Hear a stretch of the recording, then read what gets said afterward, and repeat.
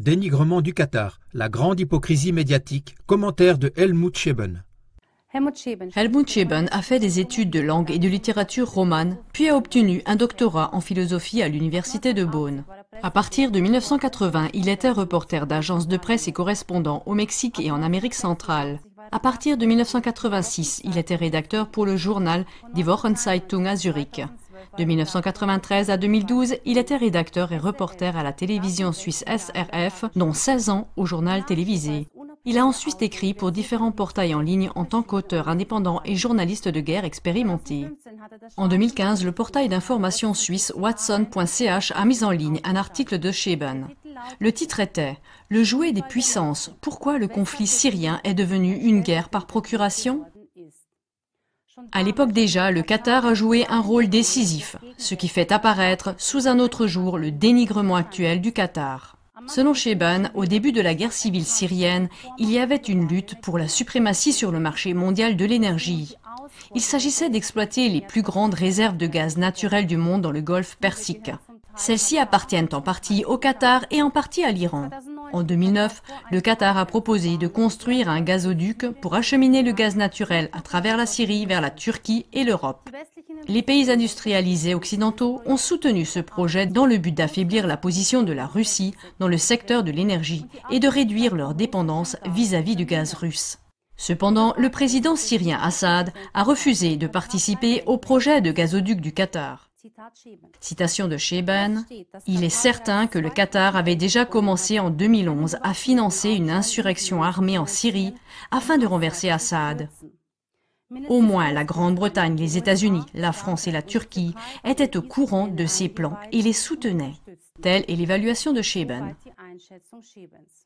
Watson.ch a ensuite diffamé Scheben en le qualifiant de troll de Poutine et s'est distancié de son opinion.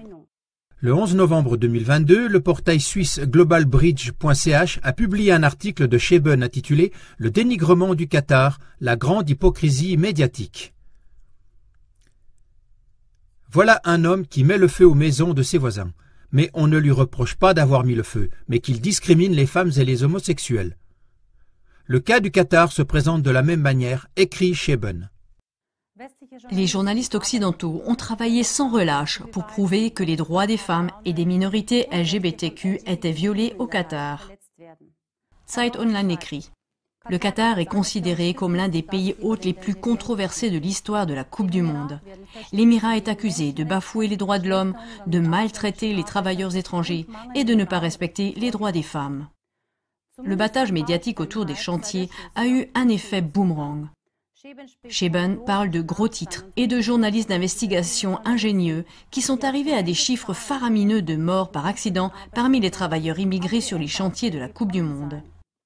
Une représentante du syndicat suisse Unia, qui a visité les chantiers de la Coupe du Monde, a récemment parlé au journal télévisé de la SF de 3 morts dans la construction des stades.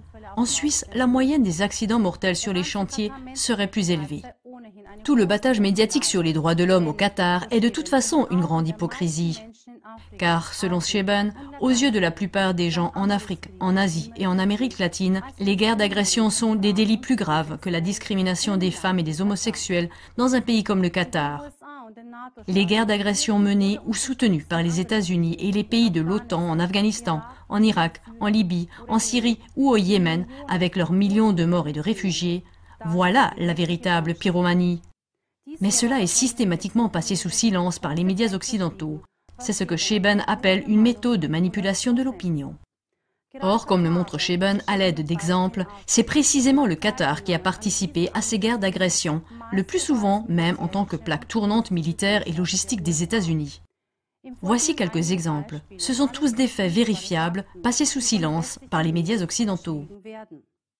En septembre et octobre 2017, Ahmad bin Jassim Al Thani, ancien Premier ministre et ministre des Affaires étrangères du Qatar, a déclaré à la télévision publique que le Qatar et l'Arabie saoudite avaient mené le changement de régime en Syrie en collaboration avec les États-Unis. Je cite, « Tout est passé par la Turquie, en coordination avec les États-Unis, les Turcs et nos frères saoudiens.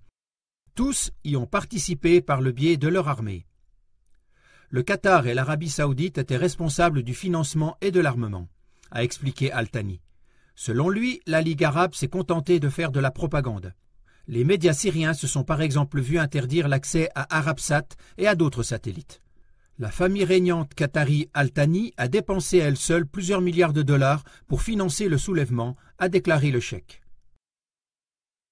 Dans une interview accordée à la BBC, Al Thani décrit en détail comment les opérations militaires, le ravitaillement et toute la logistique étaient coordonnées en Jordanie et sur la base turque de l'OTAN à Incirlik.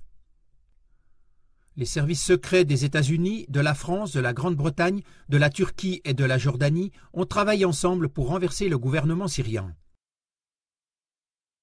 Le Qatar faisait partie de l'alliance militaire qui, sous la direction de l'Arabie saoudite, a commencé à bombarder le Yémen en 2015.